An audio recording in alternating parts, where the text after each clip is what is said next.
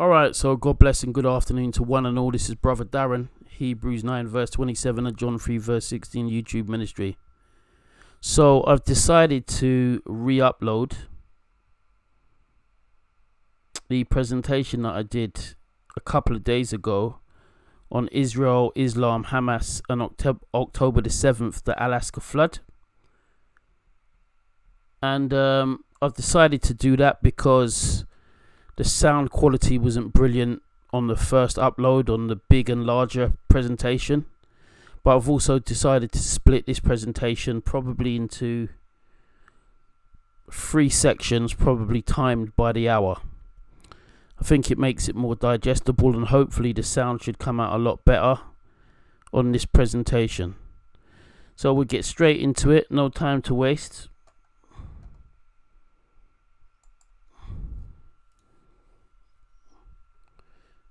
And just over here we can see the Wailing Wall in Jerusalem, which is all that is pretty much left of the destroyed second Jewish temple. Over here we have the Dome of the Rock, which was or is one of the Muslim mosques which was built on the site of the Temple Mount, I think about the 7th century AD. And of course you've got the Al-Asqa mosque, which is also up there. So I found a very apt quote which I decided when I'd finished my presentation I wanted to start off my presentation with, because it pretty much apart from the deeper theological biblical aspect in hermeneutics, it really sums up what exactly has unfolded and continues to unfold as far as Israel versus Hamas, the wider Israeli-Palestinian conflict, and the even larger Israeli-Arab conflict. So to quote, the Israeli-Palestinian conflict has several dimensions: national, political, territorial, cultural and religious. In the worst case scenarios drawn by Israeli analysts, the most feared and dangerous one is that the religious aspect will take over and dominate the conflict, thus turning it into a religious war, which might draw the billions of Muslims around the globe against Israel. That's a quote taken from Yossi Melman, who is a Jewish journalist, and I think that was from 2013.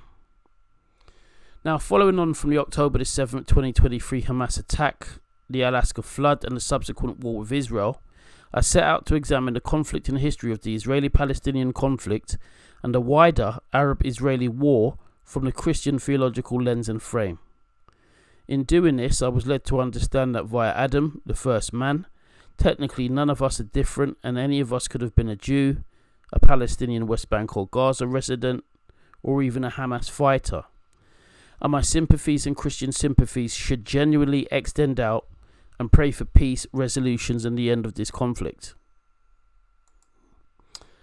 However, God has made provision and has promised mandates that he's made for the nation of Israel, which largely culminate in the advent, person, death, burial, atonement for mankind's sins and the resurrection of Jesus Christ.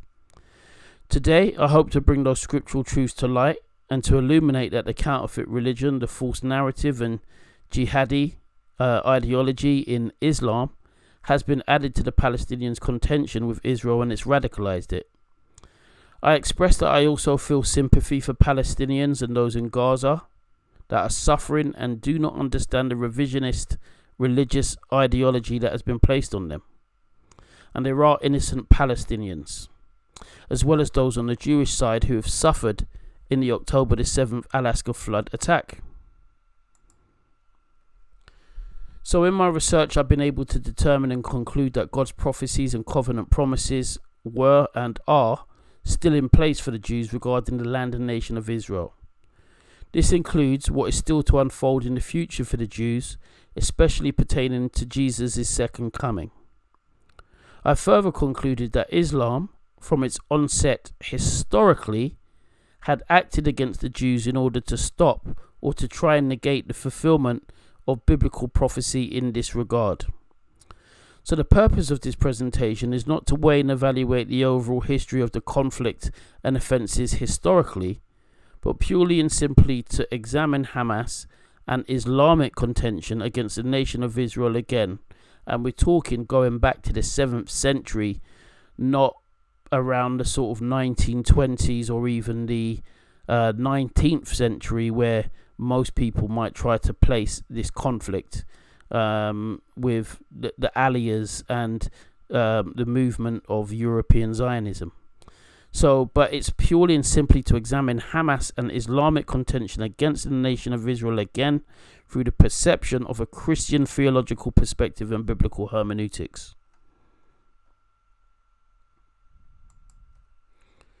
So firstly, just to address an often cited objection or a misconception that the Jews largely do not know Jesus Christ as Saviour, and that this invalidates promises or future prophecies that are in place regarding the nation of Israel. Now, many people remark on this, but this has got nothing to do with what God has still said he will accomplish for Israel and the Jews.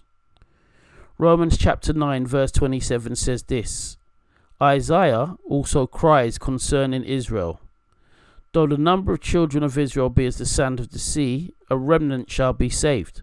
So what does that mean? Not everybody that says they're a Jew will be saved through Jesus Christ. And, that's just the case, because not every Jew believes in Jesus, just like, not every person that's of a different nation believes on Jesus. Now, Romans chapter 11 verse 25 says the following, that blindness in part has happened to Israel until the fullness of the Gentiles be come in. And so all Israel shall be saved, as it is written, there shall come out of Zion the deliverer, and shall turn away ungodliness from Jacob. For this is my covenant unto them, when I shall take away their sins. So, as it's written here, there shall come out of Zion the deliverer. We believe that to be Christ. And in particular from the second coming onwards. But the Lord is a deliverer even now. He saves people from their sins and from the sin nature. Now, Deuteronomy chapter 30 verses 1 to 5. Jeremiah chapter 16 verse 14. Isaiah chapter 11 verse 11. Isaiah chapter 43 verse 5 to 6. All of these state the precepts and principles of how a regathering from judgment, diaspora, occurs and has occurred historically. Now, in Amos chapter 9 verses 11 to 15, part of which is quoted by James, the brother of Jesus, in Acts chapter 15 verse 15 to 17, many Christians would agree that the Jews would suffer judgment, but after that the Lord would revisit them and recover them. Now, with Amos chapter 9 verses 13 to 15, James understands this as referring to the times of the Messiah and to the introduction of the gospel to the Gentiles. Isaiah chapter 66 verse 8, many interpret as a return from diaspora after the fall of Jerusalem in 70 AD. Yet again, diaspora just means a scattering throughout nations, with the nation of Israel being reborn in a day after the Holocaust, and with the declaration of the State of Israel on the 14th of May 1948. However, the key verses for me in reference to a return from a diaspora are Luke chapter 21 verse 24 and Zechariah chapter 12 verses 1 to 3 and 8 to 10. Luke chapter 21:24 says, and they shall fall by the edge of the sword, and they shall be led away captive into all nations, and Jerusalem shall be trodden down of the Gentiles until the time of the Gentiles be fulfilled. Well, guess what? Israel as a nation is no longer under Roman, Byzantine, or Muslim control, with Jews being led away captive. I see this as fulfillment or part fulfillment of the prophecy from Luke chapter 21 verse 24. So here we have a timeline of Israel and Jerusalem from the 7th century to 1948. So we have the Romans, the Byzantines, the Persians, Caliph Umar, the Umayyads, the Abbasids, Saladin, the Crusaders, Mamluks, Ottomans, and the British that have all laid claim and dominion over Israel. There is also a historic record of massacres and pogroms worldwide, including in Arab lands from the start of Islam, without a Jewish homeland, without the Jews being in their homeland. So they're in all these other lands and they're being persecuted. It also includes the Holocaust, and this is worldwide up until 1948, and it still continues, including what happened with October the 7th, 2023. Now, Zechariah chapter 12, verses 1 to 3 and 8 to 10 says the following: "The burden of the word of the Lord for Israel, says the Lord, who stretches forth the heavens and lays the foundations of the earth, and forms the spirit of man within him. Behold, I will make Jerusalem a cup of trembling unto all the people round about, when they shall be in the siege," which means in warfare, "both against Judah," who's obviously the Jews, "and against Jerusalem. And in that day will I make Jerusalem a burdensome stone for all people. All that burden themselves with it shall be cut in pieces, though all the people of the earth be gathered together against it." So I had said before in the previous video that, in particular in the United States, every single time, well, not every single time, but a lot of the times or occasions where the US has moved to part or divide the land of Israel, from a political perspective, to look towards a two-state solution. The US seems to have suffered some devastating natural, catastrophic consequences from the weather. There is a chap by the name of Bill Koenig, or William Koenig. He has a book called Eye to Eye. And in that book, and you can also find him on YouTube, Bill Koenig documents the timeline and all these different historic events, like hurricanes and the like, which have struck the US as it's been involved in these negotiations. That simply means that everybody that is trying to solve the question of Jerusalem in particular, and of what's to happen with the land of Israel, in trying to solve that, they're finding it like a heavy stone. Now, Zechariah chapter 12 verses 8 to 10 says the following: "In that day shall the Lord defend the inhabitants of Jerusalem, and he that is feeble among them at that day shall be as David. And the house of David shall be as God, as the angel of the Lord before them. And it shall come to pass in that day that I will seek to destroy all the nations that come against Jerusalem. And I will pour upon the house of David and upon the inhabitants of Jerusalem the spirit of grace and supplications, and they shall look upon me whom they've pierced, and they shall mourn for him as one mourneth for his only son, and they shall be in bitterness for him as one that is in bitterness for his firstborn." So quite simply and clearly, what this is communicating to us is that in the future, although we already have what has happened in the past with the advent of Jesus, his death, his burial, and his resurrection, more of Israel will be able to look upon Jesus at a key point in time, when the Lord himself shall be moved to destroy nations that come against Jerusalem and Israel. And they recognize Jesus for being the true Messiah that he is, because obviously, many in the nation of Israel and the rabbinic Jews do not recognize Jesus as the Messiah. Now, Zechariah chapter 12 is then further supported by Zechariah chapter 14 verses 1 to 4. In particular, where eventually the Lord himself would go forth to battle against the nations that are against Jerusalem. And his feet shall stand upon the Mount of Olives on the east of Jerusalem, and they shall split them out in two. "For I will gather all nations against Jerusalem to battle, and the city shall be taken, and the houses rifled, and the women ravished. And half of the city shall go forth into captivity, and the residue of the people which is what remains, shall not be cut off from the city. Then shall the Lord go forth and fight against those nations as when he fought in the day of battle. And his feet shall stand in that day upon the Mount of Olives, which is before Jerusalem on the east, and the Mount of Olives shall cleave or be cut in two in the middle, towards the east and towards the west. And there shall be a very great valley, and half of the mountain shall remove towards the north, and half of it towards the south.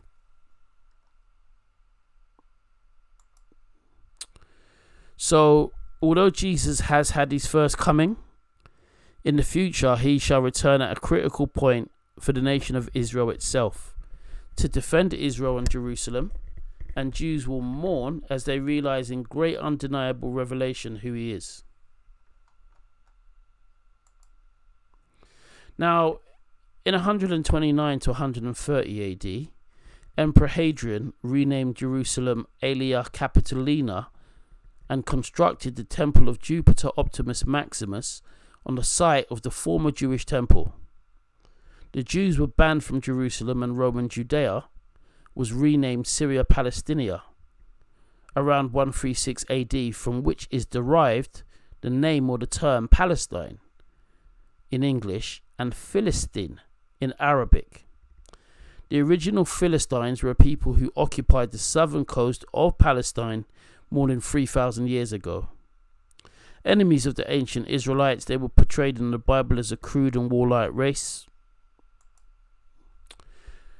Joshua chapter 13 verse 3 states that there were only 5 cities for the Philistines.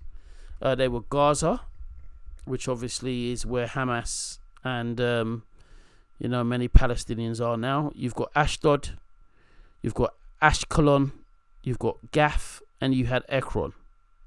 So these were controlled by Philistine lords. These were on the west coast of Israel, but the Philistines never had dominion over the entire land. And what's more, from what I understand from the Bible, you had an original African set of Philistines, and then you had a later set of Philistines which were called the Sea Peoples. But that's what you have. But those that will claim to be Palestinian today, the Sea Peoples are supposed to, I think, possibly come from either Cyprus or Greece or Crete. And the other Philistines, going back even further than that, they were supposed to be of African lineage. Now, Nebuchadnezzar II, the king of Babylon, he took over and he destroyed Ashkelon, Gaza, Aphek, and Ekron, which is proven by archaeological evidence and contemporary sources. Those exiled continued identifying themselves as the men of Gaza or Ashkelon for roughly 150 years until they finally lost their distinct ethnic identity. So this is a timeline now of rule or domination by non-Jewish factions or leaders or rulers or nations over the nation of Israel from 63 AD onwards. But first, before that, in 632 AD, the so-called Prophet Muhammad had died. The death of the so-called Prophet Muhammad had caused confusion and disunity amongst the Arab tribes who had recently converted to Islam. Now, when I say so-called prophet, I say that through the biblical lens, because according to the Bible, John chapter 4 verse 22, Muhammad could not have been a prophet of the biblical God Yahweh, who is the God of the Bible. And the reason why I can say that and say that with such conviction is John chapter 4 verse 22. That says that salvation is of the Jews. If you read Leviticus chapter 17 verse 11 and Hebrews 9 verse 22, it says that it's the blood that atoneth for the soul, and without the shedding of blood is no remission of sins. These are the doctrines which Jesus Christ himself established and built upon with his death and the atonement for sins. It was his blood shed at Calvary, so to speak, which was the culmination of the typology or the rituals which we saw were already in the Israelite tradition, in particular with the event that they had, which was called Yom Kippur. Now, with Yom Kippur, all of the sins of the people were cast on a scapegoat, and there were also sacrifices that were made. So just like Jesus, of course, died on the cross, and God accepted that, and that sacrifice, so to speak, as atonement for our sins. Now, in 638 AD, Caliph Omar entered and took Jerusalem. So this is Muslims actually occupying Jerusalem for the first time. In 661 to 750 AD, Jerusalem was ruled under the Umayyad dynasty. In 685 to 705 AD, we have the Al-Asqa mosque, which was built. In 691 AD, we have the Dome of the Rock, which was built on the site of the destroyed Jewish temples. In 750 to 974 AD, Jerusalem ruled under the Abbasid dynasty. From 1099 to 1187, we had the Crusader period, with the Crusaders first capturing Jerusalem in 1099. We have the Ayyubid period in 1187 to 1259 AD. And in 1229 to 1244 AD, Crusaders briefly recaptured Jerusalem 2 times. Now, just to say something very quickly on the Crusaders, most people identify the Crusaders as Christians. They were not true, authentic, Bible-believing Christians. They were more aligned with the papacy and Roman Catholicism, or at best were very loose. But you know, Crusaders, I believe, when they first took Jerusalem, had killed Jews, and they had an offer, so to speak, that was given to them by the Pope, that if they went to Jerusalem and fought, that the Pope would forgive all of their sins. And it was almost like a free golden ticket to heaven. But the Roman Catholic Church unfortunately, is a heretical church. It's got many heretical practices in it. It tries to equate traditions to being equal with Scripture, and to elevate the Pope to being the supreme bishop over all others. There's been many historic problems with the Catholic Church, but when you're talking about influencing imperial genocide, real colonialization, when you look at the Inquisitions, the Marian apparitions, and much more persecution of true Bible believing Christians, you get a true picture of the Catholic Church, what it is and what it does. So yeah, I said 1229, 1244 AD, the Crusaders briefly recaptured Jerusalem.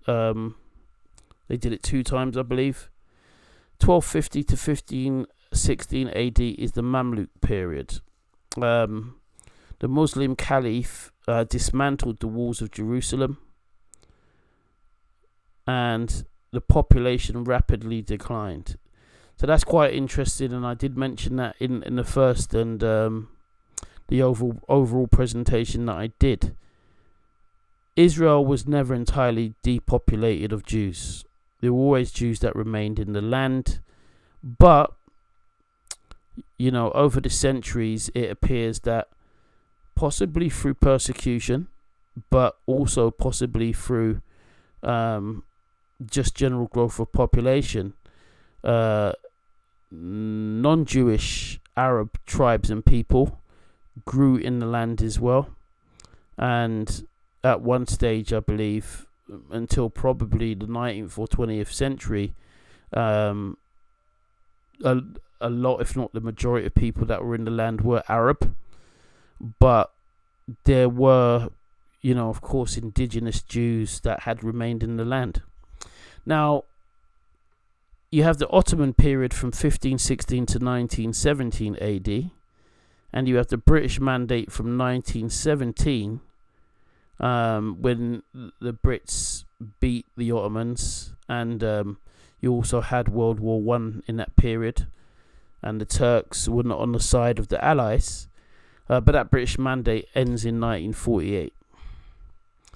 And on the 14th of May 1948 is when Israel had announced that it would become a nation and a state again. Now, in this picture, in this image here, you can see what is called... So these are the walls that were rebuilt, I believe, by Suleiman the Magnificent. And we have these two sort of arches here and these two doorways.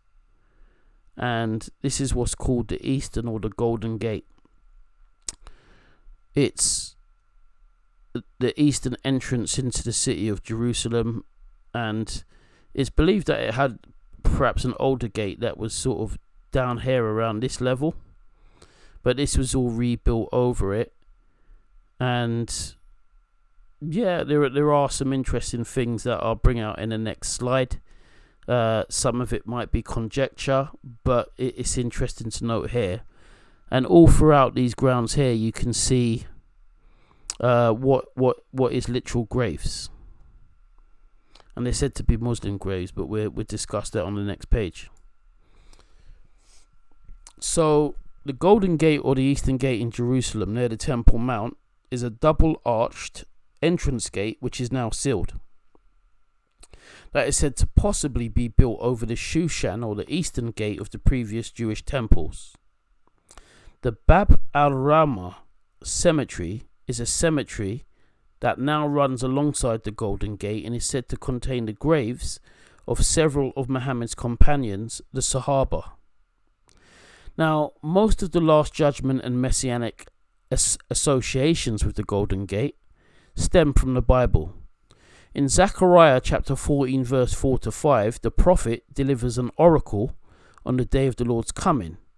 On that day his feet shall stand on the Mount of Olives, which lies before Jerusalem on the east. Then the Lord your God will come, and all the holy ones with him.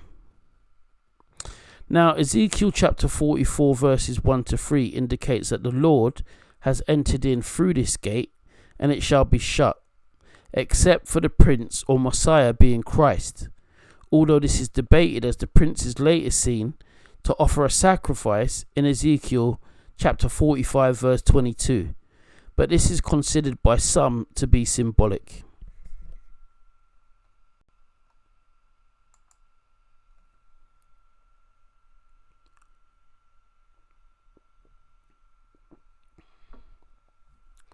Now, in 1541, the Ottoman Sultan Suleiman the Magnificent sealed off the Gate of Mercy, which is the same as the Eastern Gate or the Golden Gate. Now, whilst this might have been purely for defensive reasons, in Jewish tradition, this is the gate through which the Messiah will enter Jerusalem, and it is suggested that Suleiman the Magnificent sealed off the gate to prevent the Messiah's entrance. The Muslims also built a cemetery in front of the gate, allegedly, in the belief that the precursor to the Messiah, Elijah, would not be able to pass through the gate and the Messiah would not come. This belief was based upon two things. According to Islam, Elijah is a descendant of Aaron, making him a Kohen, a priest. Jewish priests are not permitted to enter a cemetery. Now, interestingly, in 1891, most Russian Jews were expelled from Moscow, and this was the same year that the Turkish authorities also strengthened the wall for the Golden Gate.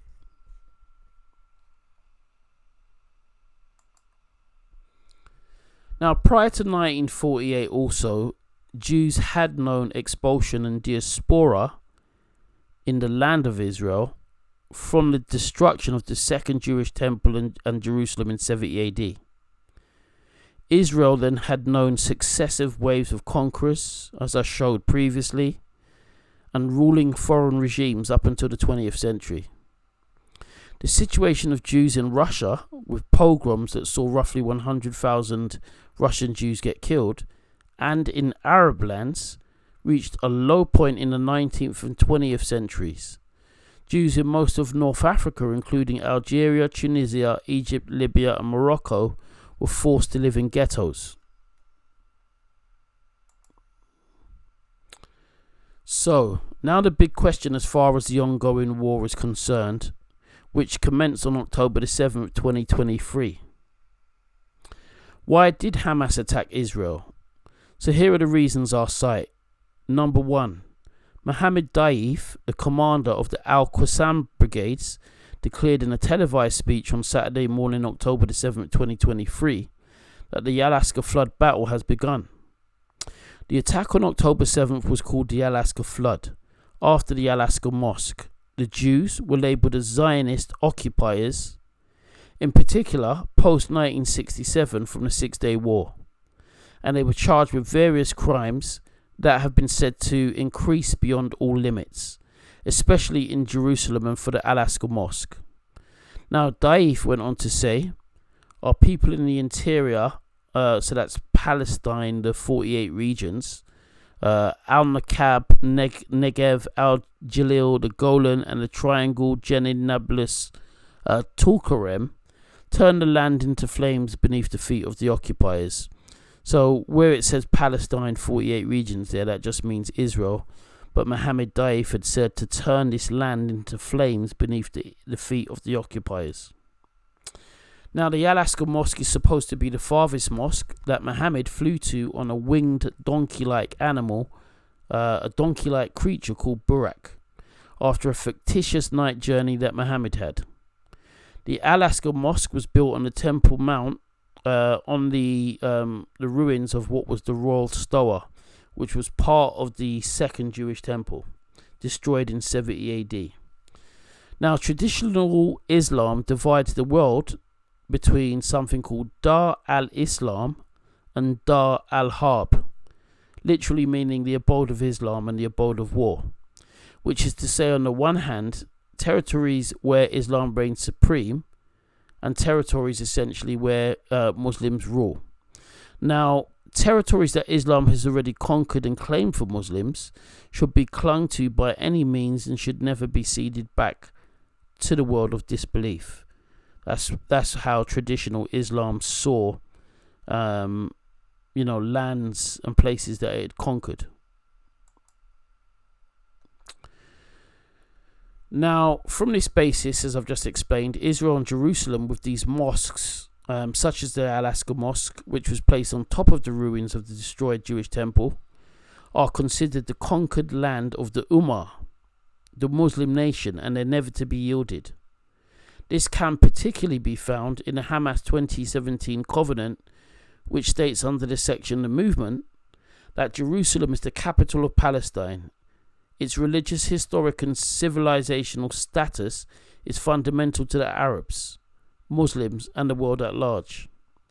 Its Islamic and Christian holy places belong exclusively to the Palestinian people and to the Arab and Islamic Ummah. Not one stone of Jerusalem can be surrendered or relinquished. The measures undertaken by the occupiers, obviously meaning the Jews in Jerusalem, such as Judaization, settlement building and establishing facts on the ground, are fundamentally null and void. The blessed Al-Asqa Mosque belongs exclusively to our people and our Ummah, and the occupation has no right to it whatsoever. The occupation's plots, measures and attempts to Judaize Al-Asqa and to divide it are null, void and illegitimate.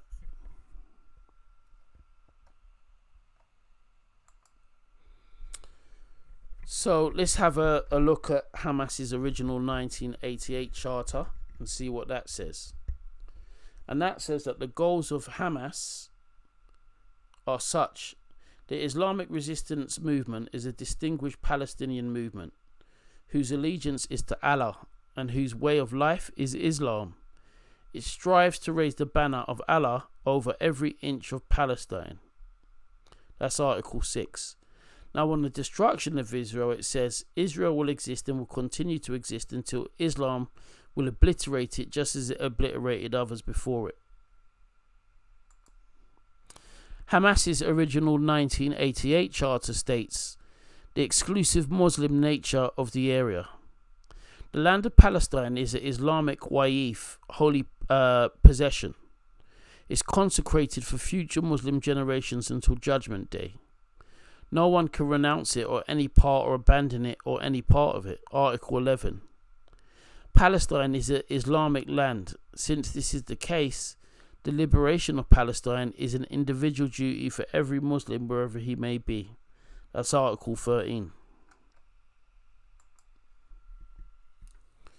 Now, whilst some might state that the 2017 Hamas Manifesto has replaced the original Hamas 1988 Charter in calling for pre-1967 borders for a Palestinian state as per UN Resolution 181, so not specifically calling to destroy Israel, and instead waging a resistance, a war just against Zionists, it's clear and evident that attacks by Hamas and the October the 7th, 2023 Al-Asqa flood in specific do not differentiate or distinguish between who is attacked, killed or kidnapped.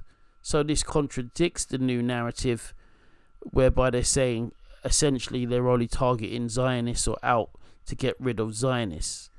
And secondly, Mohammed Daif's exhortation pleading for other Muslim nations to attack Israel make it clear and plain that other nations were urged to mass attack. Now, further study of what we call Islamic hadiths, which are the writings or sayings of Muhammad, or the writings which are supposed to be the sayings of Muhammad, which are separate from the Quran, in respect of jihad and warfare, show that honesty in communication cannot even be trusted by Hamas or any other jihadists, because deception or deceit is permitted as a strategy of war in Islam. Sahih Bukhari Darus Salam references hadiths 3029 and 3030. In this we read the following: Allah's messenger, being Muhammad, the Prophet, said, "War is deceit." Now, according to Sharia, the body of legal rulings that defines how a Muslim should behave in all circumstances, deception is not only permitted in certain situations, but may be deemed obligatory in others.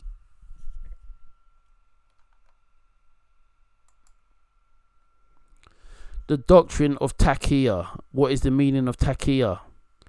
Taqiyya, its literal meaning is to safeguard, to defend, to fear, piety, because it saves one from the displeasure of Allah. Now, the hadith record of the traditional sayings or accounts of Muhammad has also been cited as providing theological warrant for taqiyya. One hadith in particular mentions that Muhammad waited 13 years until he could gain a sufficient number of loyal supporters before combating his powerful polytheistic enemies in Mecca. A similar story relates how Ali, the fourth caliph, the ruler of the Muslim community and Muhammad's son-in-law, followed Muhammad's advice to refrain from fighting until he had the support of 40 men. Some scholars interpret these legends as examples of taqiyya. By avoiding combat against enemies of Islam until they could muster sufficient military force and moral support, Ali and Muhammad preserved not only their own lives, but their divinely appointed mission to spread the faith.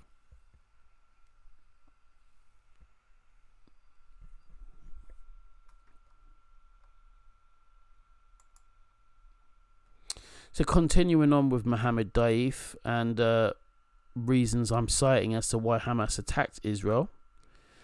Now, on the full translation of the statement in which the head of Hamas's military wing launched the attack on Israel, Mohammed Daif stated, "To the masses of our people and to our nation, to the free men of the world, today the anger of Al-Asqa has exploded.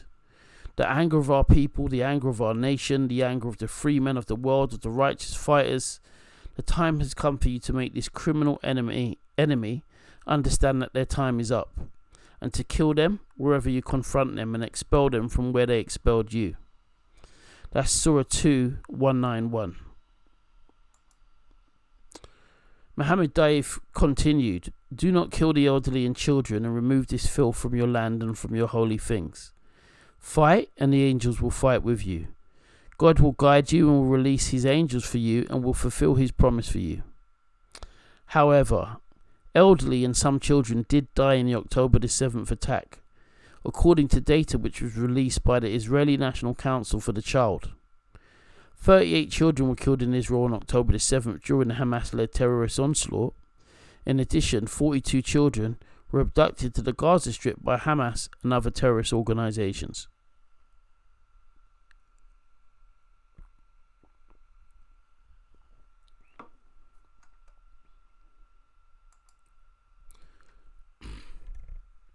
Another reason I'll cite for the October the 7th, 2023, the Al-Asqa flood was an attempt to draw other Muslim and Islamic nations into the fray, into battle, and to seek to destroy Israel. So this is Mohammed Daif continued. O our brothers in the Islamic resistance in Lebanon, Iraq, Syria and Yemen, today is the day when your resistance merges with the resistance of your brothers in Palestine. It is time for the Arab resistance to unite. We call for mobilization towards Palestine. O our brothers in Algeria, Morocco, Jordan, Egypt and the rest of the Arab countries, take action and heed the call. The era of losing bets has ended and the occupation must be expelled. O our people in Arab and Islamic countries, start marching today and not tomorrow and breach the borders and barriers. Today, whoever has a gun, let him bring it out. It's time. Everyone should come out with their trucks, cars or fighting tools. Today, history opens its pure and honourable pages. So, to the people of Jordan and Lebanon, of Egypt and Algeria and Morocco, of Pakistan and Malaysia and Indonesia, and all parts of the Arab and Islamic homeland, start now, not tomorrow, your daily advance towards Palestine, and do not let borders, regimes or restrictions deprive you of the honour of jihad and your participation in the liberation of the Al-Asqa Mosque. Go forth, whether armed lightly or heavily, and wage jihad with your possessions and persons in the way of God. That is better for you, should you know. Surah 9:41. Today, this very today, anyone who has a rifle should get it out. Now is the time, and those who do not have a firearm should take out a cleaver, an axe, a hatchet, Molotov cocktails, a truck, a bulldozer or a car.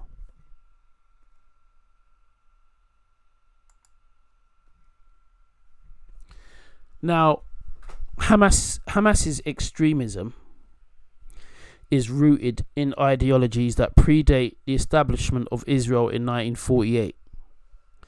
The preamble to Hamas's founding charter contains the following quote from the founder of the Muslim Brotherhood, Hassan al-Banna.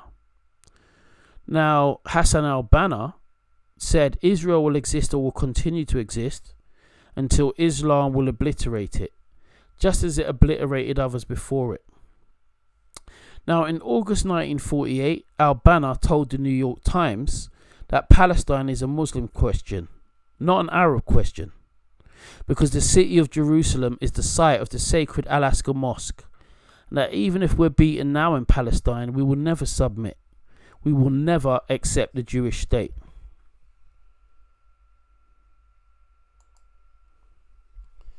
Now, Egyptian-German scholar Hamid Abdel Samad said that the founder of the Muslim Brotherhood, Hassan al-Banna, actually admired Adolf Hitler, and he modelled the Muslim Brotherhood after the Nazi Party.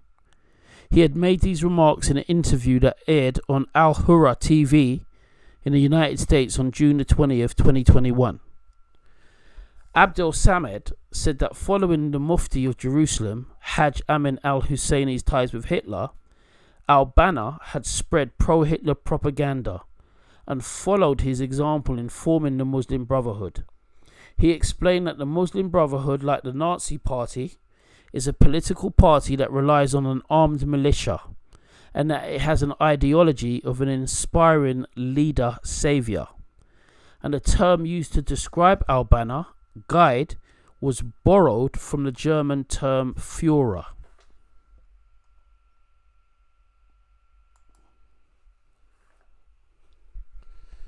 Now, Hamas was established in Gaza at the end of 1987 as both an arm of the Muslim Brotherhood and a rival to another designated terrorist group, the Palestinian Islamic Jihad. In line with its belief that the day that enemies usurp part of Muslim land, jihad becomes the individual duty of every Muslim. So I'll just repeat that again. So, in line with its belief that the day that enemies usurp part of Muslim land, jihad becomes the individual duty of every Muslim. Now,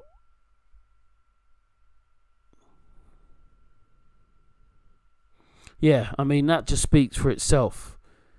If you are taking lands that were once Muslim, then jihad should be proclaimed against you. And of course, with the Al-Asqa mosques and the conquering of Israel or Jerusalem in 638 AD, it is considered that you're taking Muslim lands. Now, Hamas not only condemned the historic Oslo Accords, but declared that international peace proposals and conferences are but a waste of time and that they're vain endeavours.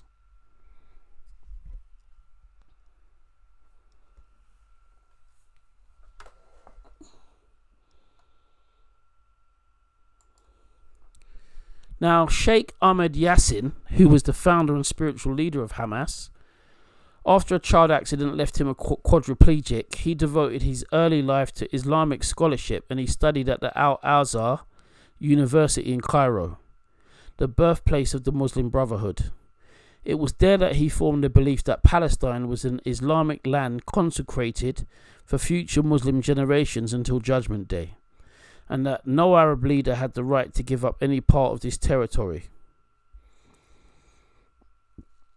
The new movement. Sheikh Yassin became actively involved with a Palestinian branch of the Muslim Brotherhood, but he did not come to widespread prominence until the First Palestinian Intifada of 1987. The Muslim Brotherhood and the Hitler connection. The Muslim Brotherhood was founded in March 1928 when Hassan al-Banna and 5 other brothers gathered to draft their creed. Allah is our goal, the Prophet is our leader, the Quran is our law, Jihad is our way, death in the service of Allah is our highest desire. Soon after this affirmation of their creed, al-Banna turned to Hitler and found deep inspiration. From 1935 onwards, the Brotherhood sent delegations to the Nazis' rallies in Nuremberg. In 1938, they led demonstrations against Egyptian Jews and held the Parliamentary Conference for Arab and Muslim countries in Cairo, where they distributed Arabic translations of selections from Mein Kampf and the Protocols of the Elders of Zion. Yeah, for anybody who doesn't know what Mein Kampf and the Protocols of the Elders of Zion are, well, Mein Kampf was written by Hitler and was a manifesto of his, which was anti-Semitic. And the Protocols of the Elders of Zion, I believe, was alleged to have been written by Jews, but really it was Russian propaganda that was anti-Semitic as well.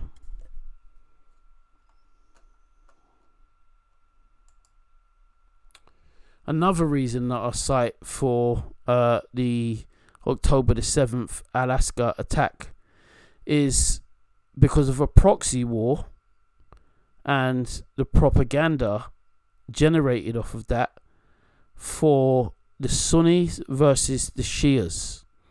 So that's largely the Saudis versus Iran.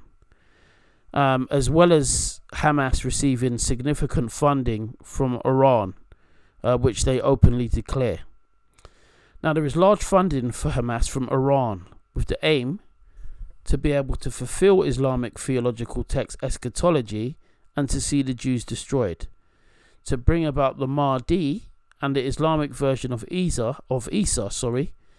Jesus, to destroy Christianity and the Jews. Another reason I cite is theological or eschatological and ideological specific texts of indoctrination for hatred that are taught. The most prominent being incorporated in the original Hamas 1988 covenant And once again, that's quoting from Hassan al-Banna, that Israel will exist and continue to exist until Islam will obliterate it, just as it obliterated others before it. Then it says the Prophet Muhammad, once again, Allah bless him and grant him salvation, has said, the day of judgment would not come about until Muslims fight the Jews, killing the Jews, when the Jew will hide behind stones and trees, and the stones and trees will say, O Muslims, O Abdullah, there is a Jew behind me, come and kill him. Now only the Gharqad tree, evidently a certain kind of tree, would not do that because it's one of the trees of the Jews. So that is from one of Muhammad's original hadiths, or, dating back, if you believe that far back, to the 7th century, where Muhammad had said, the final hour, the day of resurrection, the end of everything won't come until we kill the Jews. That is what Muhammad, they have recorded that he said for one of their hadiths.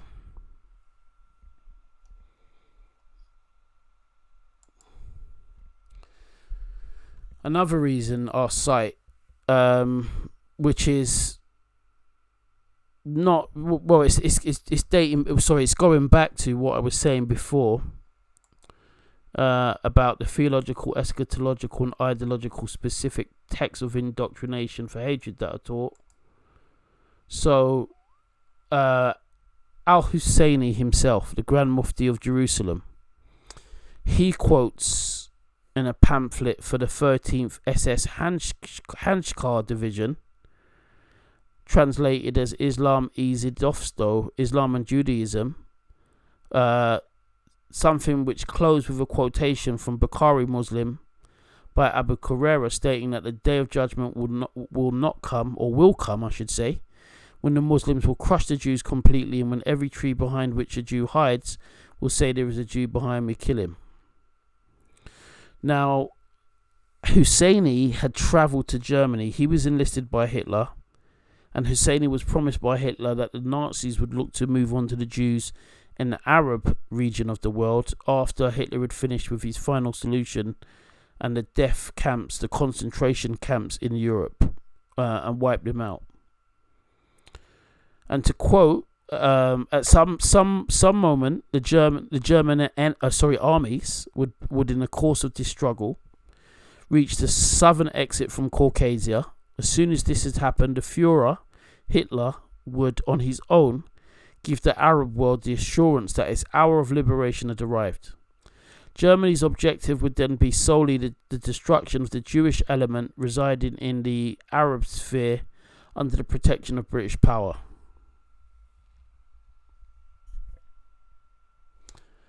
So we can see how Al-Husseini, really, he was just continuing with the Hadith quote and fought towards wiping out Jews that Muhammad had professed. Now, on an article called The Truth Behind the Palestinian Catastrophe, we read the following. Really disgust of the wartime deeds of the two most notorious Palestinian leaders, Haj Amin al-Husseini and Fawzi al-Khawaja. Both were Nazi collaborators who spent World War II in Germany providing political and military services to the Hitler regime.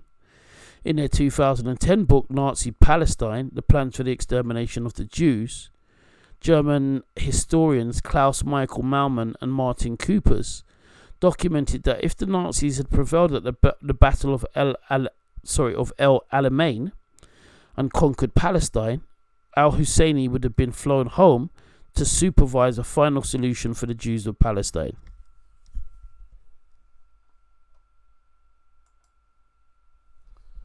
So, just over here, we've got an image, a picture of Hitler and the Grand Mufti of Jerusalem, the Palestinian, Haj Amin al-Husseini, sitting down.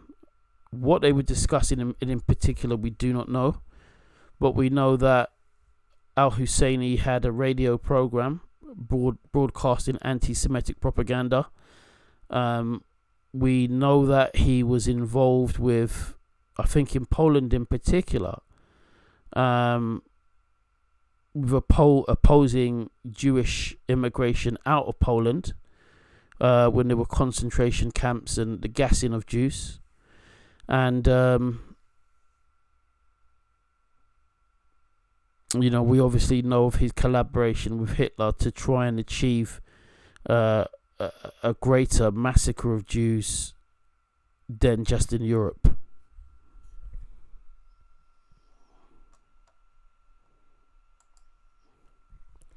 So another reason that I cite, which could quite easily be the first one, some of these in terms of the order, they're interchangeable, but Islam is an antichrist religion.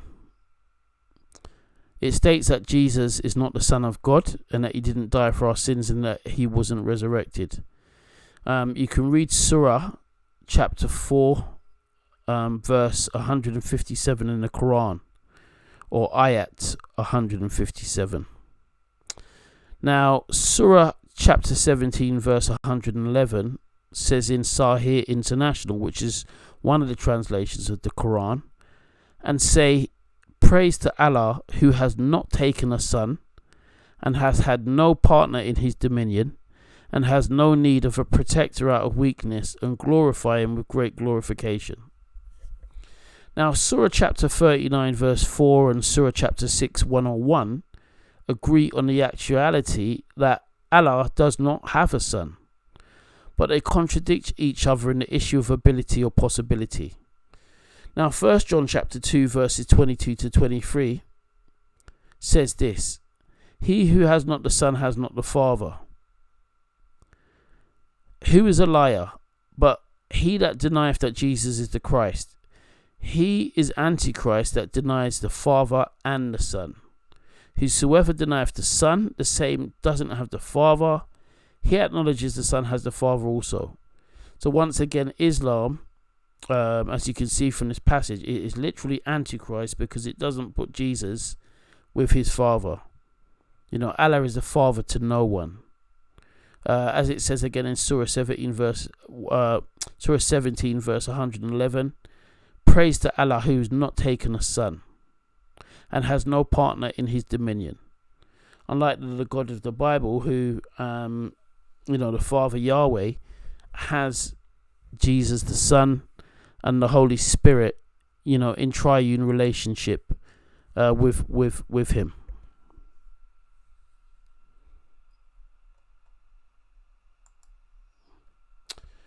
Another reason I'll cite: Muhammad was anti-Semitic and Islam was designed to be warlike and to persecute the Jews. Now, this does seem to coincide with Genesis chapter 16 verse 12, which suggests that Ishmael or his descendants might be wild, sort of warlike. Now, arguably or by duplicity, Ishmael's line is then traced from his son Kedar, then down through to Adnan, then to Mustariba, to the Quraysh, which was Muhammad's tribe, and to Muhammad. Now, if this claimed genealogy is untrue though, Allah is still listed as having 3 daughters before Islam that were worshipped by 2 of the Ishmaelite tribes, the Kedarites and the Nabateans, of which circumambulation, the circling of the Kaaba, that square mosque in Saudi Arabia, is linked prior to Islam, according to Al-Kabi's Book of Idols.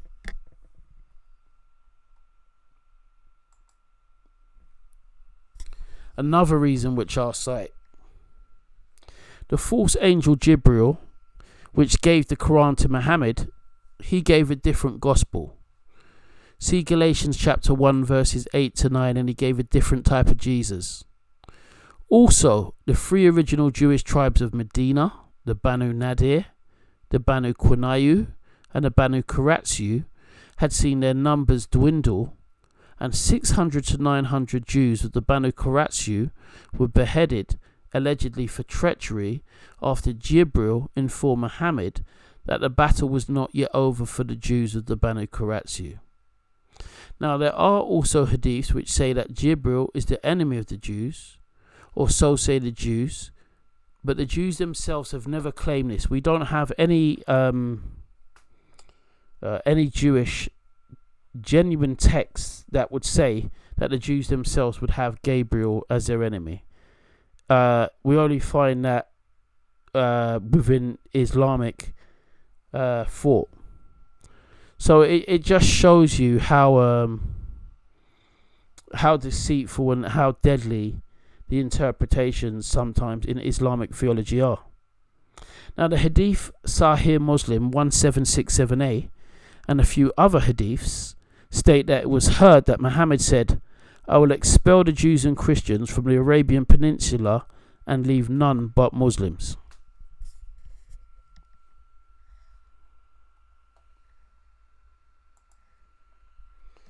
Now, Surah Al-Fatiha, the chapter, or the first chapter passage of the Quran that Muslims are required to recite at the start of each and every one of their daily prayers, actually, arguably, contains an invocation asking Allah to never allow them to become Jew or a Christian for Muslims.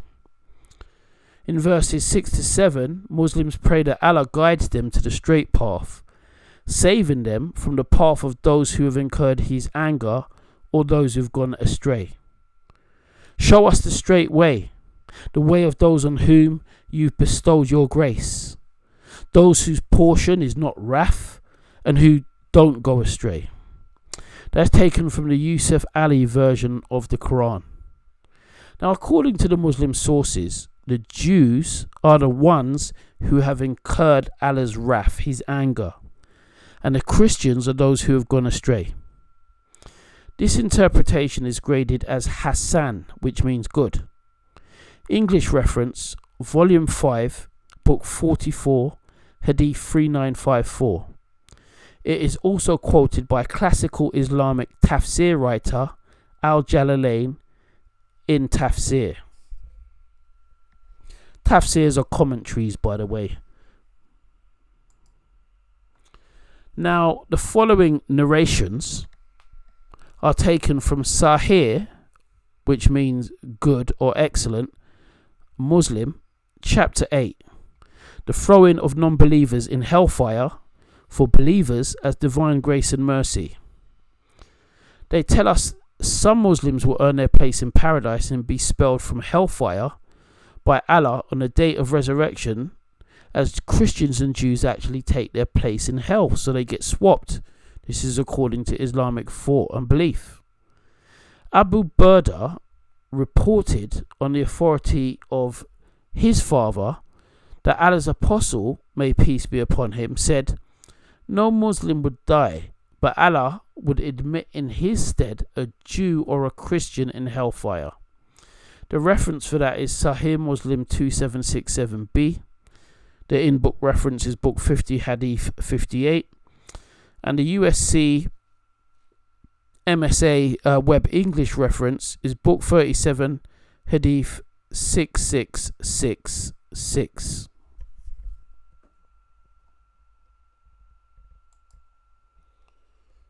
Another reason I'll cite: Jews are arguably blamed for the death of Muhammad. Now, Muhammad was poisoned by Zainab bint al-Harith.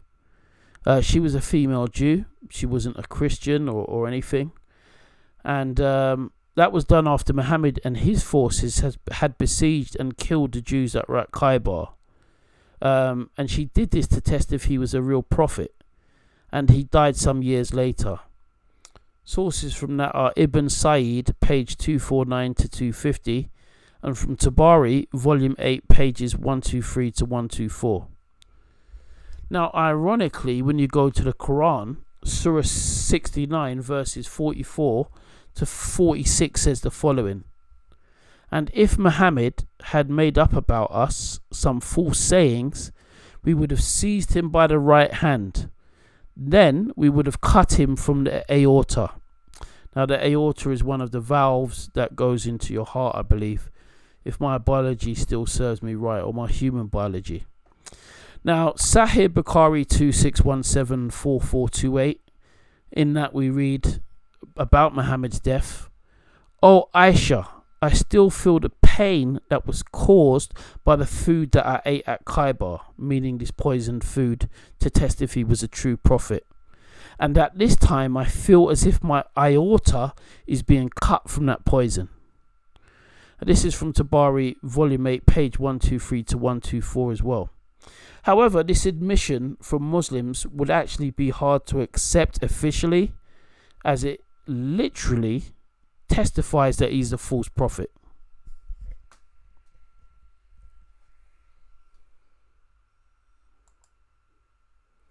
Another reason that I cite for the October the 7th, 2023 attack is it's part of a progressive effort to stop Bible prophecy. Remember I talked about Luke chapter 21 verse 24 and all of the other sort of prophecies and the principle where the Lord always returns Israel back to their land after judgment and diaspora. So I mentioned Luke chapter 21 verse 24 in particular for Jews returning from a diaspora to try and stop them from becoming a nation and to wipe out the Jews. Now you can see Palestinian and Arab opposition to the state of Israel pre-1948. Now what is often mentioned sometimes is that the Jews had colonial ambitions and they immigrated to the land and therefore their numbers grew and they became oppressive to the Palestinians. Now certainly there may be some element of that may be true, and it's certain that the Jews, some of the Zionists, of course, they didn't know God, but that still has nothing to do with the relative fact of the Lord saying he would bring them back, or the fact that there were other Jews already in the land, or the fact that there were Jews that were being oppressed century by century by Muslims in other lands. It's got nothing to do with that.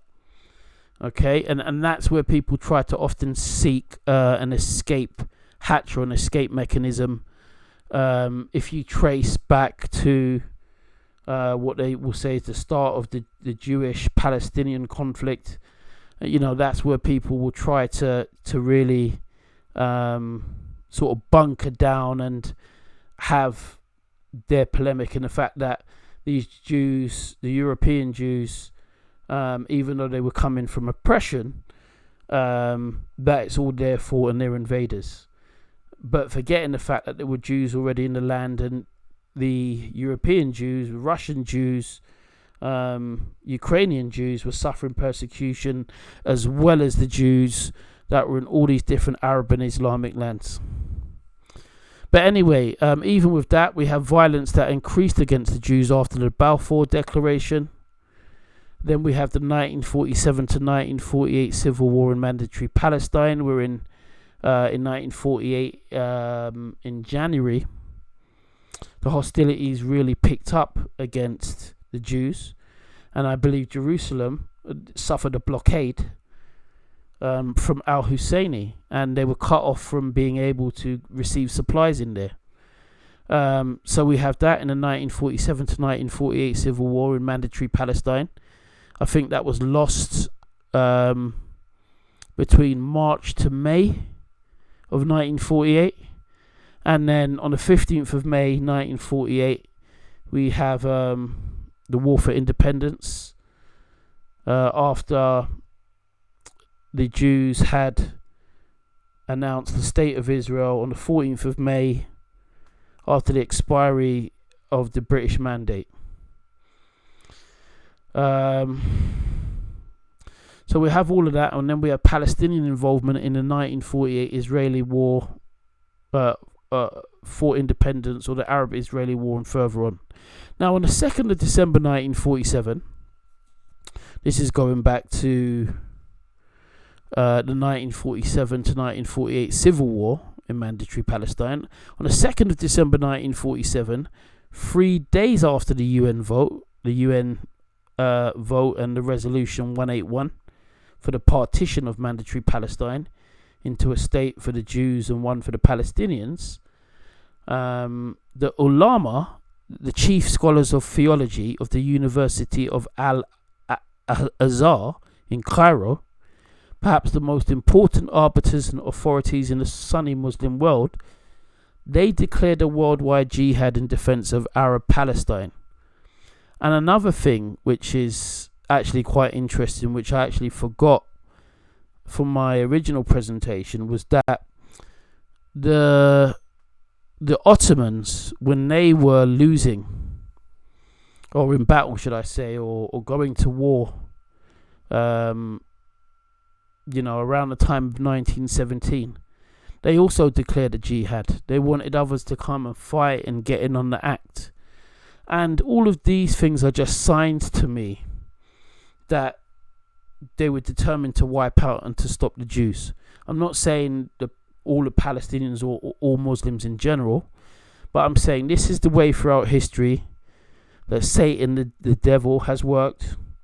But humans have their side too, to try and stop or nullify or to negate God's mandates.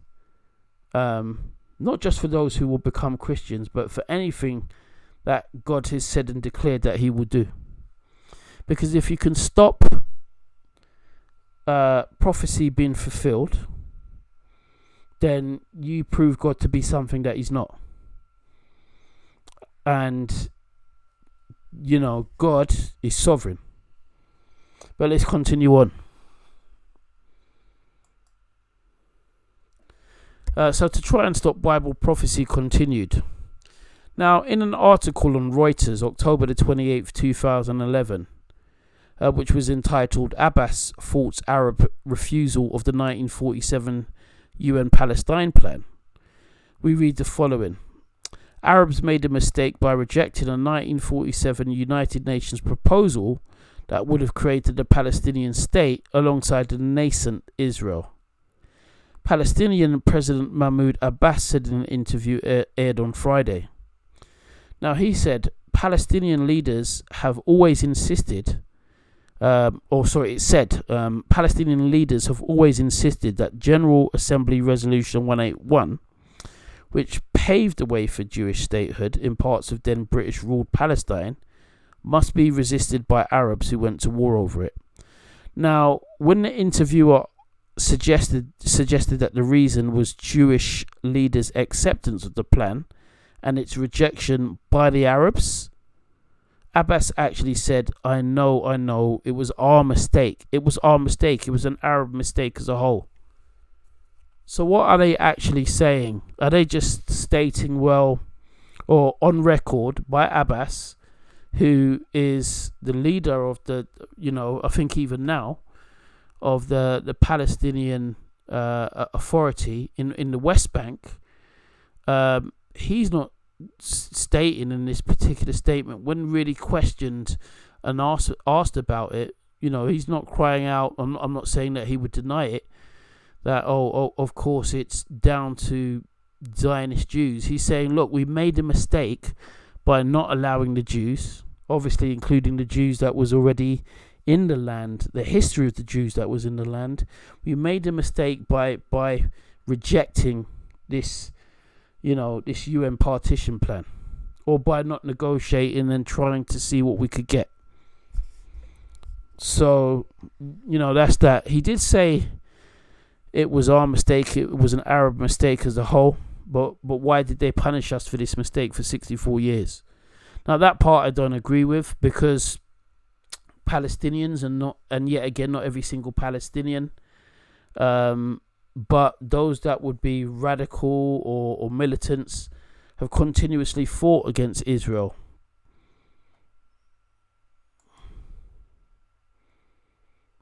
Now, in the course of the war, 1947 to 1948, the Jewish Civil War, continuing on from what was said by the ulama of Al-Asqa, there was a fatwa that was renewed and a call to jihad. A fatwa is like an order that comes with theological authority, I believe, from Islam. And it says, this is said, the liberation of Palestine is a religious duty for all Muslims, without exception, great and small. The Islamic and Arab government should without delay take effective and radical measures, military or otherwise, pronounced the ulama at the end of April 1948. Now, on the day of the Egyptian army invasion of Palestine, 1948, Arab-Israeli War, 15th of May 1948, Mohammed Mamoun Shinawi, the rector of Al-Asqa, declared, "The hour of jihad has struck. 100 of you will defeat 1,000 of the infidels. This is the hour in which Allah promised paradise."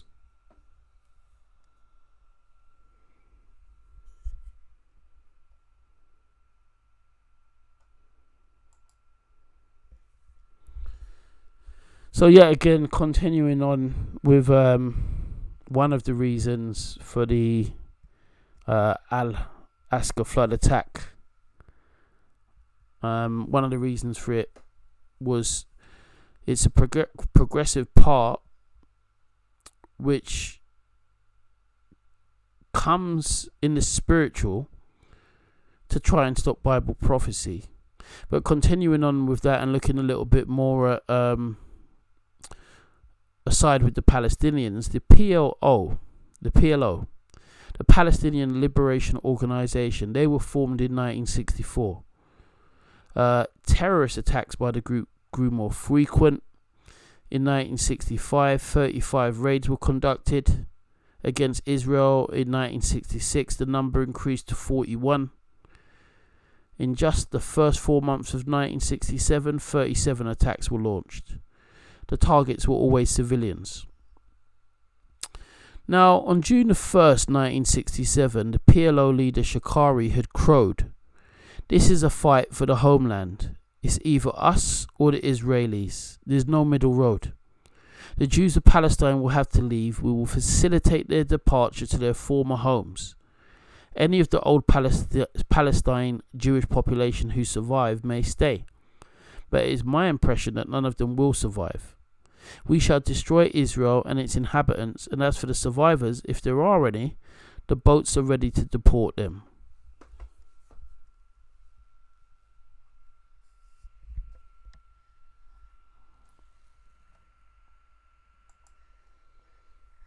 Now, starting in 1965, the Syrian government supported Palestinian Fatah Fedayeen guerrilla attacks across the armistice line with Israel, greatly exacerbating Syrian-Israeli tensions leading up to the Six-Day War. Now, in 1967, before the Six-Day War, the United Nations removed a security peace force between Egypt and Israel at the request of Egypt.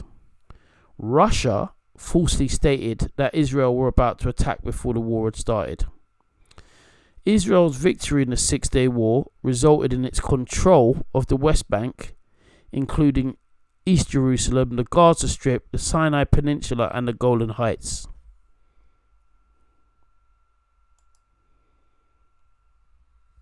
The Yom Kippur War, and how that, how the Palestinians were involved in that.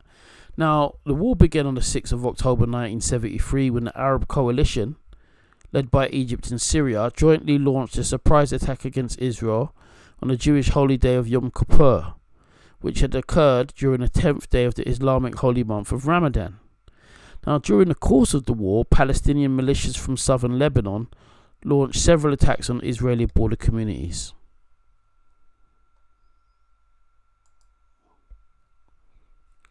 Another reason which I cite for the October the 7th Al-Asqa flood attack, the concept of martyrdom and reward in Islam.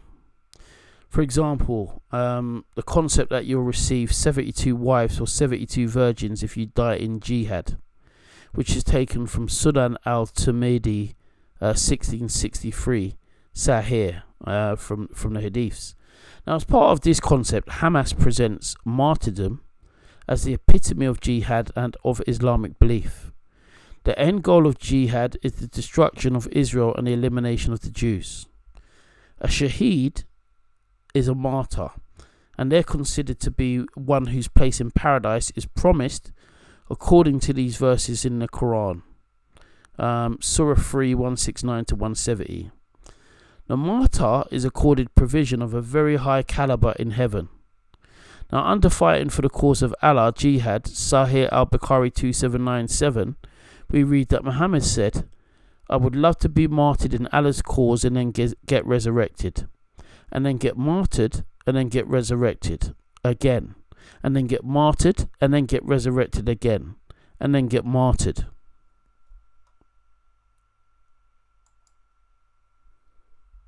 Now, Sahih al-Bukhari 2817 says this.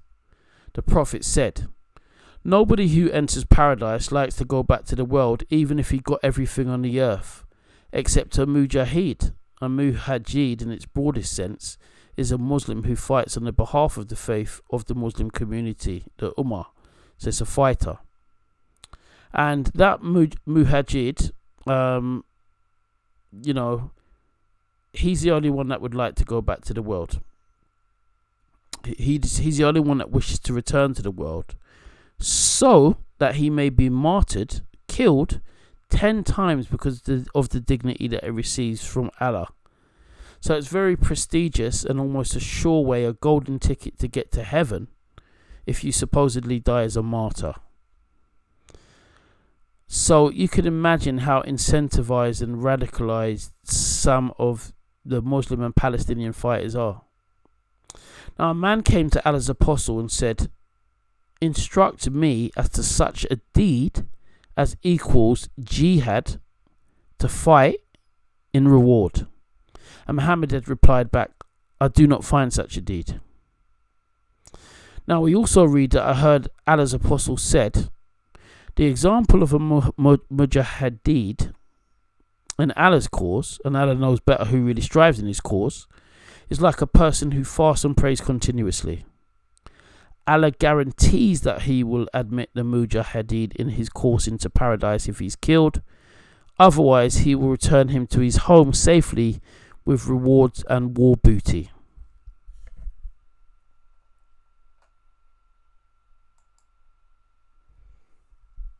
Continuing on with the concept of martyrdom and reward. Now we also read, I heard Allah's apostle saying, the example of a mujahid in Allah's cause, and Allah knows better, who really strives in his cause, is like a person who fasts and prays continuously. I think this is the same as I just read. But Allah guarantees that he will admit the mujahid in his cause into paradise if he's killed. Otherwise, he'll return him to his home safely with the rewards and war booty. But the Quranic passage that follows is the source of the concept of Muslim martyrs being promised paradise. Those who leave their homes in the cause of Allah and are then slain or die, on them will Allah bestow verily a goodly provision. Truly Allah is he who bestows the best provision. Verily he will admit them to a place with which they shall be well pleased, as in Jannah, heaven, for them being fighters, being slain and dying. Also, in regards to the concept of martyrdom and reward, we read that the martyrs are supposed to get forgiveness of all sins except debt, which his family are to provide for. So not getting out of that, you better pay me my money. And also will get intercession for 70 of his relatives. This is a praised position, generally reserved for the Prophet Muhammad, for all of the Muslim Ummah, the Muslim nation. Thus, the martyr is raised in ranking and can intercede or act for or represent his relatives to receive divine mercy from their Lord on the Day of Judgment. The martyr escapes the trial for the Day of Judgment and enters heaven, such as in Surat Yasin, when the martyr exclaims that that had people known how much my Lord had favoured me, they would not be in a state of unbelief. This is a major achievement, as the scales of justice have been set up to test us to our deeds and rewards. However, martyrs are also ranked according to their deeds and the time and place and circumstances in which they died, such as with genocide against them, as in China. Now, I'm going to stop and pause here without just going on to the next slide, but you've really got to realise that when we think about anybody that is fighting in a war that is a Muslim, that really adheres to and believes in this concept of martyrdom and reward, if you think about Syria, if you think about Iraq with the ISIS fighters, If you think about the terrorist group Al-Shabaab, if you think about Boko Haram, time and time after again, I've forgotten how many times we hear that somebody has left this country to go and fight in Syria. It's because they have this belief and the underlying concept and notion that they can become a shaheed, a martyr, or become a mujahideen, a fighter. And the mujahideen, obviously, they die and they become a shaheed, and they have their eternal reward in Jannah. Because you're indoctrinated to such a level that you just believe this. It's unquestionable in your mind, and it's a good thing. It's of the highest standard and ethic. It's gold caliber. It's platinum caliber. Like, we really have to understand this. And you also have to understand that when we keep seeing these terrorist attacks around the world, this is part of the thinking that goes into it.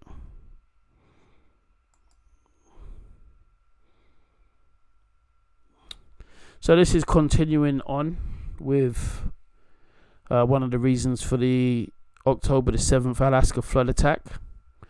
Yet again, it's to try and stop Bible prophecy. And the notion is that Zionist Jews are just the only Jews in Israel and invaders, and they need to be wiped out, which is basically what Hamas is saying. They're only attacking Zionists. It doesn't work like that, and I've showed why that's erroneous anyway. But as I mentioned before, there is a historic record of massacres and pogroms worldwide, including in Arab lands from the start of Islam against Jews without a Jewish homeland, including with the Holocaust, worldwide up until 1948 and still continuing, including October the 7th, 2023. I've already mentioned that some Jews remained in the land of Israel. The largest Jewish ethnic group in Israel, about 40 to 45% of the country's total population, is called the Mizrahi Jews. Now, this means Eastern in Hebrew. The Mizrahi Jews' ancestors hailed from Jewish communities in the Middle East, including Israel itself. Now, Jews consist of much diversity aside from European Jews or Russians and Ukrainians. So even amongst the Mizrahi who've remained in Israel around the Middle East, you've got Iranian Jews, you've got Iraqi Jews, you've got Egyptian Jews, Sudanese Jews, Tunisian Jews, Algerian Jews, Moroccan Jews, Lebanese Jews, Libyan Jews, Syrian Jews, and various others. Other Asian groups that evolved separately from Sephardim Jews include the Georgian and Mountain Jews from the Caucasus, Indian Jews, including the Malabar Yehudim, Cochin Jews, Bnei Israel, Bnei Menashe, and Bnei Ephraim. You have Afghan Jews and Bukharan Jews of Central Asia, and Chinese Jews, most notably the Kaifeng Jews. However, many Ashkenazi Jews do share Middle Eastern genetic haplogroups with other Jews, although some don't. However, John chapter 1 verse 12 to 13 says this: "But as many as received him, to them he gave the right to become children of God, to those who believe in his name, who were born not of blood, nor of the will of the flesh, nor of the will of man, but of God." So no one is saved by being a Jew anyway, but through the gospel, John 3 verse 16.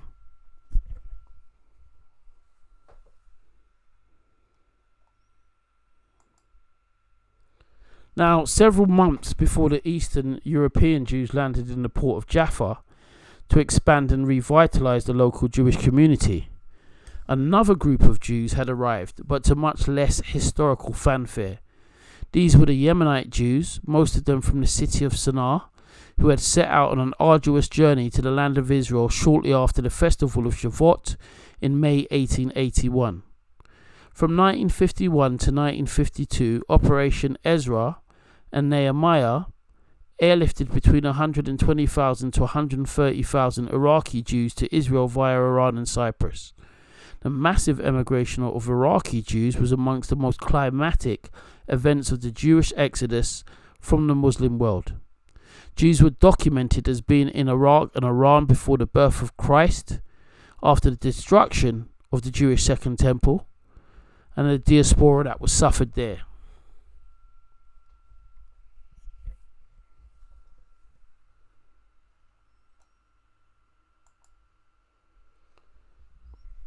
So Palestinians, they have been attached to Islamic anti-Semitic ideology against Jews and involved in fighting against Israel, escalating particularly since the growing numbers for European and Russian Jews from emigration from since the Balfour Declaration, with the Grand Mufti of Jerusalem in World War II and his collaboration with Hitler. In the 1947 mandatory Palestine civil war against the Jews, after the partition of mandatory Palestine, in the 1948 Jewish-Arab War, in the lead up to the 1967 war, and even in the 1973 Yom Kippur War, there were Palestinian attacks from Lebanese territory. The Palestinian plight, as well as the so-called sacredness and importance of the Al-Asqa Mosque and the Dome of the Rock, are used to weaponize and incite Muslims and Palestinians mainly, and to try and draw Israel into a major war to wipe out the state.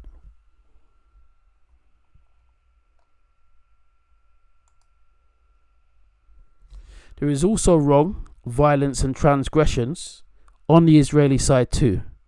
Historically, with some historic militant groups. Now, Jewish terrorists have been involved in attacks too, and there have been unjust actions too on a higher level. So that cannot be ignored in the history of conflict. And there have been reprisals for Jews too, or retaliation for those that don't know the Lord. And that, of course, is heartbreaking. No one's making out that everybody is a saint, so to speak. But we have to understand the deeper historic side and the side opposed to the Jews as a nation, what the Lord has promised for them, and bringing them back from diaspora. Even if some Jews were scattered far, and whether some might question whether some are Jews. There's still always been, since Islam has started with Muhammad, persecution of Jews. Total abuse and distortion of texts from the Bible. That's what we have. Now, Romans chapter 3 verse 23 says that all have sinned, and Romans chapter 14 verse 12 says every man will have to give his own account. And that's what will happen regardless. Every man will have to stand before the Lord for their actions, with a Jew or with a Gentile, non-Jew. Now, despite how hard all of this might seem, 2 Peter chapter 3 verse 9 says that the Lord is not slack concerning his promise, as some men count slackness, but is long-suffering towards us. He's not willing that any should perish, but that all should come to repentance.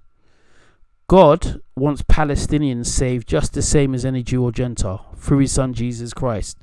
John chapter 14 verse 6, Jesus says, I am the way, the truth and the life.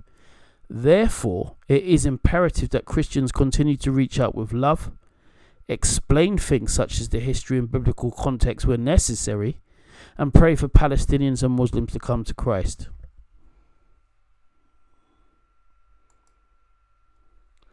Alright, so that will be the end of what I'll say will be part one. I was going to split this into 3 parts. I think I'll get it into 2.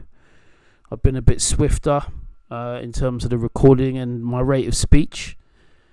But I'll end this part here. I'll get this uploaded. Hopefully the sound will be much clearer. And, for anybody that rewatches it, it takes a little bit of time for some of this information to kind of sink in. But what I will say to people as well is read the Bible, read the verses that I've given, that I've quoted.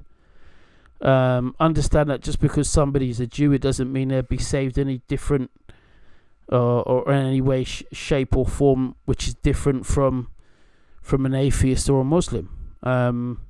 It's only through coming through Jesus Christ that any might be saved. He's the gate, he's the door, he's the way of life, he's the bread of life. It's only through the Lord himself and through his grace that we can be saved. His grace that was bestowed upon all humanity, free gift of salvation at the cross in Calvary, for all men to think about, believe on, accept, adhere to, rely on, and to repent and to turn from sin. That's what we need to do in order to be saved. And for those of us that have day-to-day relations with anybody, in dialogue, discourse, social media, it's up to us to be able to convey this information accurately. I believe to make a stand for the Jews, but to understand the Palestinians and the position that they're in, and to pray for them as well. I don't know how this will end up, but what I do know is that the Lord is there regardless. And don't let your heart just become hardened. Even for me, sometimes I feel like that can go that way, but I've got to realize there are innocent people that are suffering. There are some that have never heard the gospel. Can you imagine waking up every single day and you just think, I hate, I want to kill. These people are my enemies. They're cursed by Allah. Allah will swap them. If I die anyway and I get it wrong, Allah will swap me for them. They'll have their place in hellfire. These people are pigs and apes, as the Quran will say will happen to them. We have that. And then you've got some Jews as well. They just rely on parts or portions of the Old Testament if they're rabbinic. They don't see the grace that has come through Jesus, or they've not realized the notion that through Jesus we should love our enemies and pray for those who persecute us. Anyway, let's end this part here. I'll finish off when I come back, and that'll be that Brother Darren, Hebrews 9 verse 27 and John 3 verse 16 YouTube ministry.